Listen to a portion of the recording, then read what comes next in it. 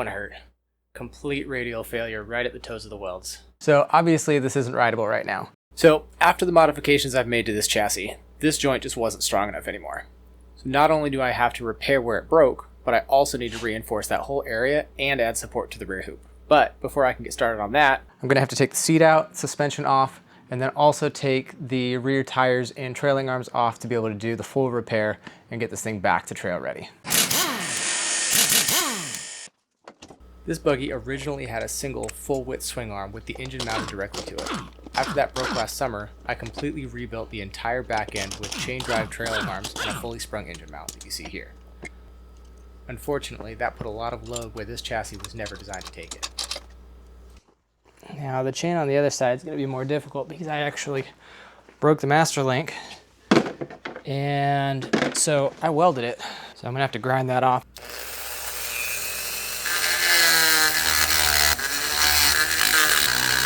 Okay, just got that ground off. Now we can get the rest of the way apart.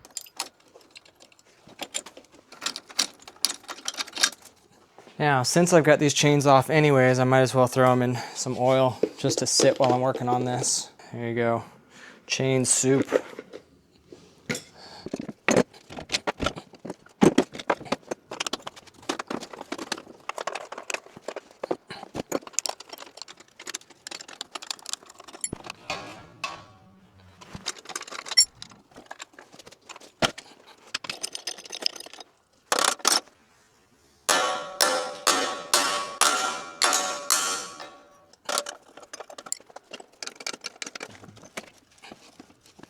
Oh, there we go. Sweet. These bearings aren't nearly as fused on as I was worried they might be. There we go. There's the whole jack shaft.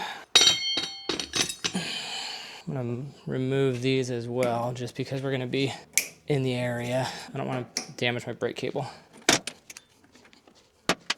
Now that we've got the whole back end tore apart,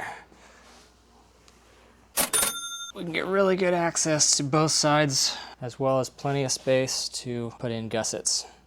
Normally I'd use like a flap disc or something like that, but because these are so close together, all I've got is my die grinder. It's gonna fit.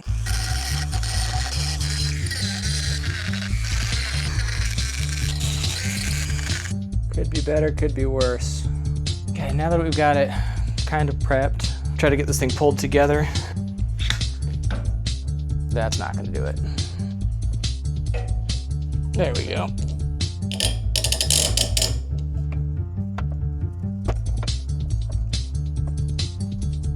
It's actually doing a pretty decent job. It's got to get pulled in more, so I got to go get another longer clamp.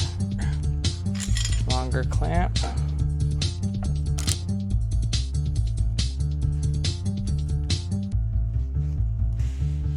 That's pretty good.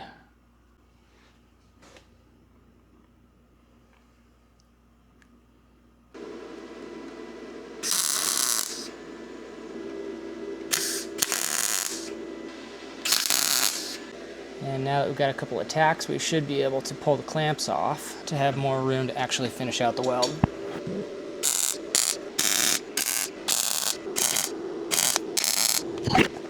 Well, it could be better, it could be worse. Yeah, that one's pretty bad, but I'm going to grind that one down anyways.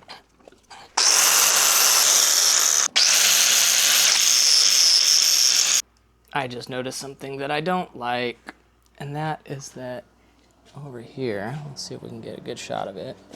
I noticed that we're getting the exact same crack on the other side, and I confirmed that on the other side, outside as well. So apparently we're doing both of these. So one nice thing about the crack on this side is that because it didn't actually separate the material, I can grind it out and then do a couple of tack welds before I finish grinding it out. Ooh, made a hole. That's okay.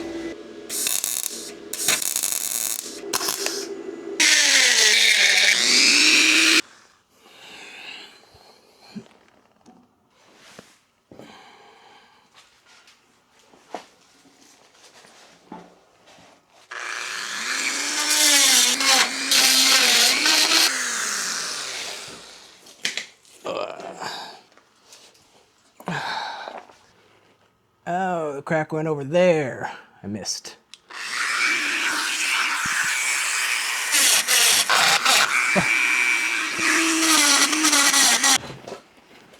Ugh. That's murder on the neck. Okay, I'm feeling pretty good about where it's at for re-welding now.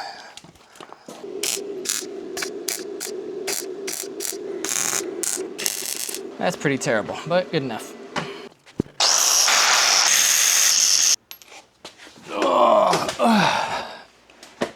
Okay. So this is turning out to be a little bit more work than I expected, but I'm glad I got into it.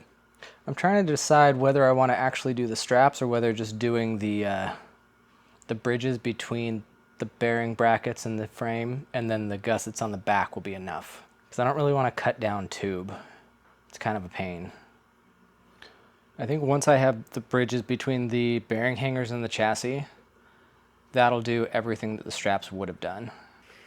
Because the straps, we're going to go basically from this, you know, having re-welded this, in theory, this should be as strong or stronger than factory. But I was going to put a strap across here to bridge this section over to this section and sandwich it on both sides, just because I already had a failure here once. But when I put, let me move this out of the way. When I put a bridge in here to tie this hanger into here and then do a gusset from this radius up to the back of that hoop, that might just be enough support. So we got to look through the scrap bin, see what we've got for material. I think I am going to do the straps after all. And then I also need some straight tube, which I've got right there. So let's get those found and cut up. So it looks like I can take this piece of flat bar for the bridges. It's just about the right thickness as well. I just need to cut it in half. And then we've got round tube as well. We'll get those cut down.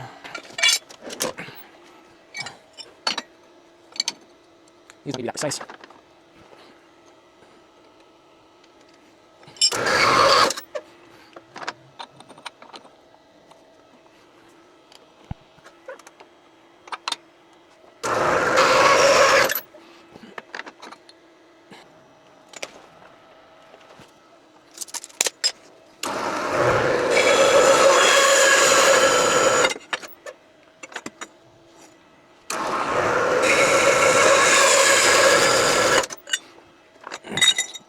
Let's see how well these rough cuts are. Expected to be a little bit of a gap at the top and pretty tight at the bottom, which is exactly where we are, and I can bridge that gap.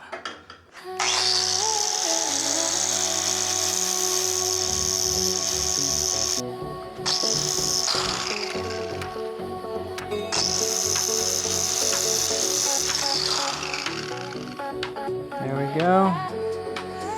So I'm going to bevel the sides just a little bit so it'll get better penetration.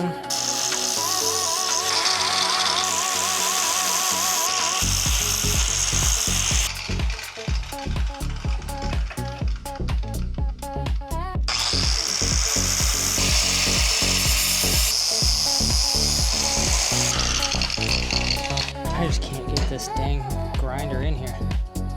Now, I don't actually want to remove any metal, so I'm just going to use this paint stripping wheel and see if I can get this in here.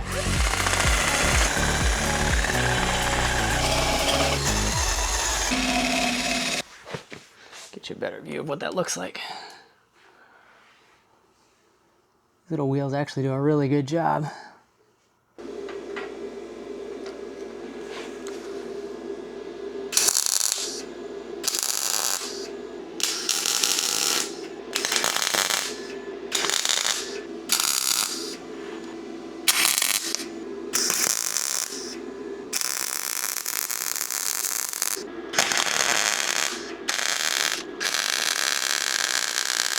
Ending up with a weird weld profile, but that's totally fine.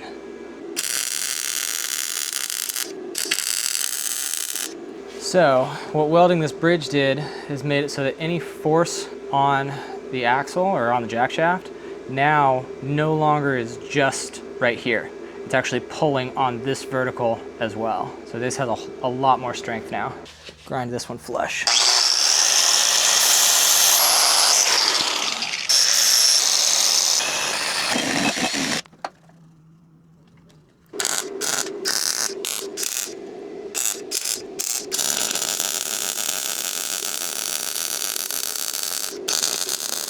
It's super blended, it's just weirdly lumpy.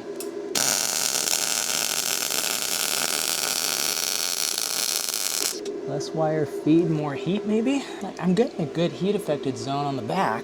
So I dropped the wire feed down a little bit and brought the current up. Let's see if that gives us a little cleaner weld profile. A little bit.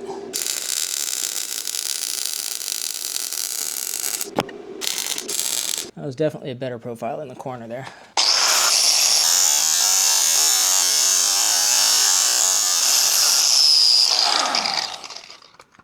Now that we've got both plates all welded in and ground flush, we're gonna be getting ready for the gussets.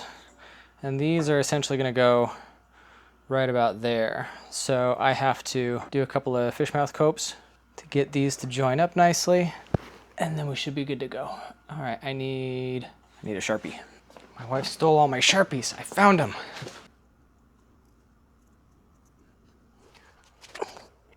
You can see I've made some marks here. So this helps me figure out exactly where I need to cut, and then we'll grind from there.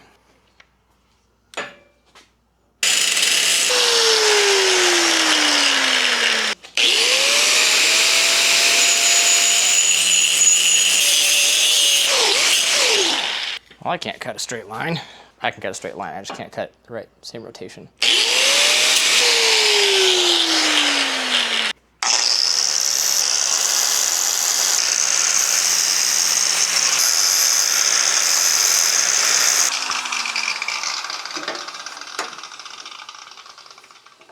I think that's about perfect, or at least plenty good enough.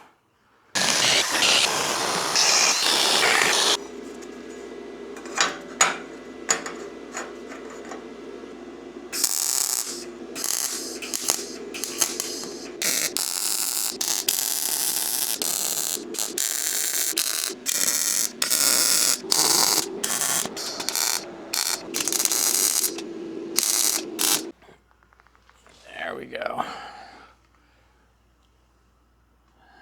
The welds are adequate.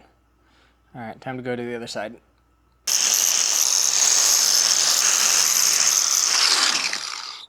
I think that's a gap that I can bridge.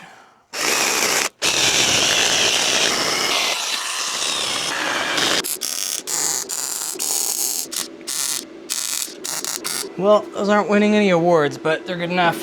They'll hold.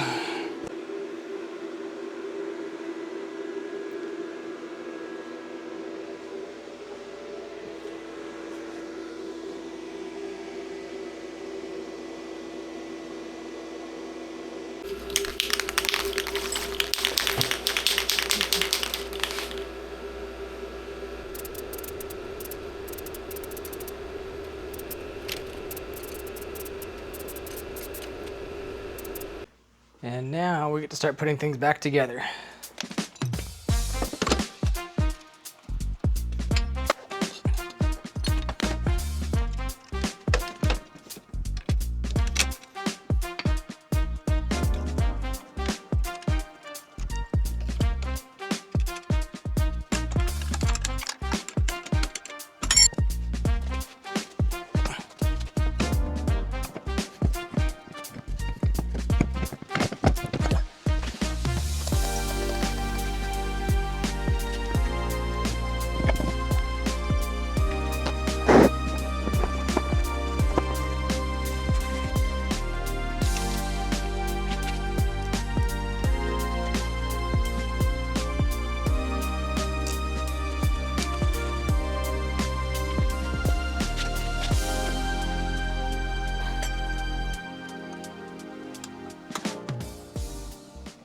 All right, it's back together.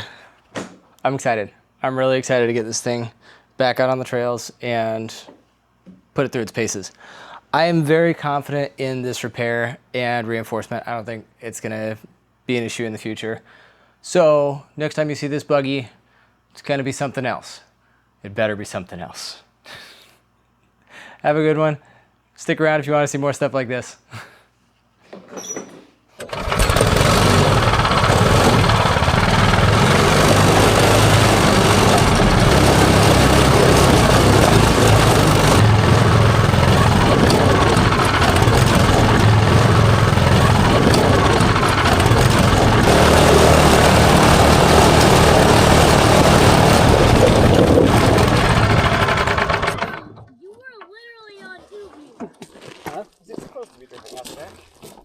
It'll stop dripping. Okay. Is that just water or is that? That's gas. Gas. Oh, perfect.